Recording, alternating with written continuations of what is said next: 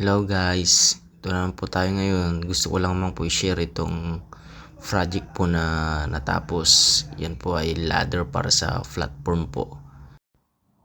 PFC pong materials sa ladder and universal beam po sa structural. Beam. Bali yan po, kinakating ko po. Grinder po ginamit ko sa pagkating ng joint, hindi po acetylene, para malinis po. Gaya po niyan, ganda po ng pagkakating. Pag acetylene po kasi medyo madumi, gragrind mo pa. Yan po, ang ganda po ng bevel niya. Tsaka nilagyan ko po yan ng scallop para po yan sa penetration.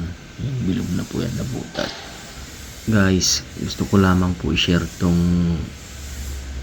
gawa ko para kung sakaling may project po kayong ganito may idea po kayo sa pag-cutting tsaka sa pag-bevel po. Yan, kailangan po malinis para maganda po.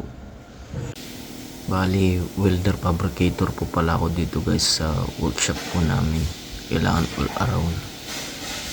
Kapag sa site naman po na destino guys, baling po trabaho po natin sa mga planta po is mechanical fitter po.